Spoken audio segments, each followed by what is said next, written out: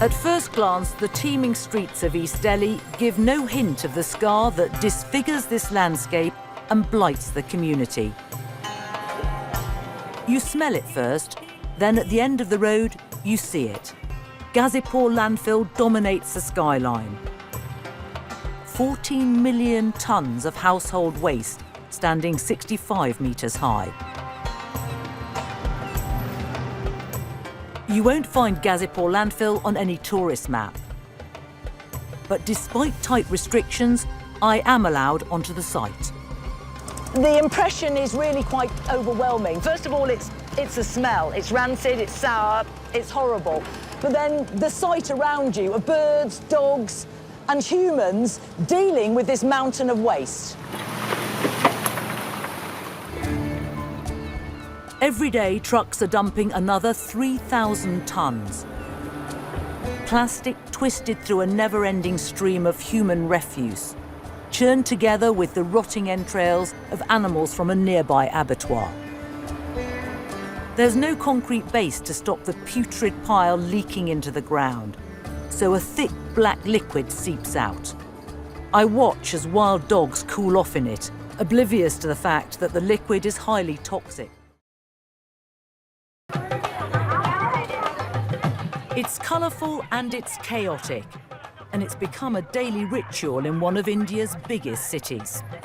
But it's also a desperate struggle to lay hands on a commodity that most of us take for granted. This is Chennai's water crisis, the result of 2 years when monsoon rains have failed, made more acute by a lack of stored water that would have helped to survive a drought. This really is survival of the fittest. It'll be another 2 days before another lorry comes, and they've got to grab whatever they can. I can't believe that such a lake has come about in the middle of the desert.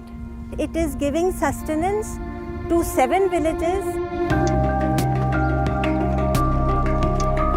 The whole scenario is not changed, it is transformed. Where they couldn't even own 1 cattle, they now have 8 to 9. Where they couldn't take 1 crop, they are taking 2 or sometimes even 3rd crop.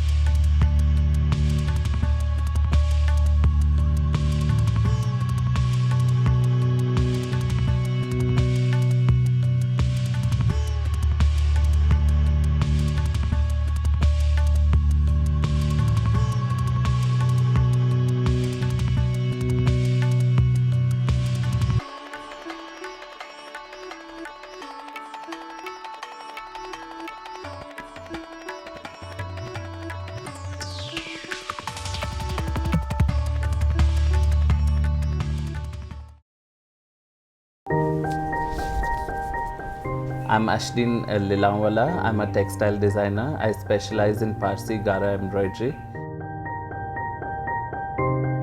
I think home is where your heart is, and you can create your home wherever you are. I like the fact that I've kind of got this kind of shell and I could decorate the whole thing, do it myself and put my things in it.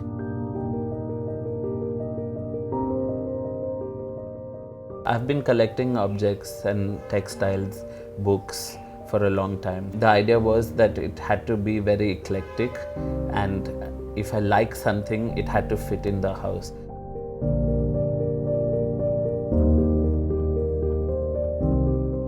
First, I'd like it very neat and tidy, so I want to make sure everything's in place. And then I think I can just relax very comfortably. For me, the idea is to be comfortable in your own house. I can mess it all up, and then but it has to get back into place.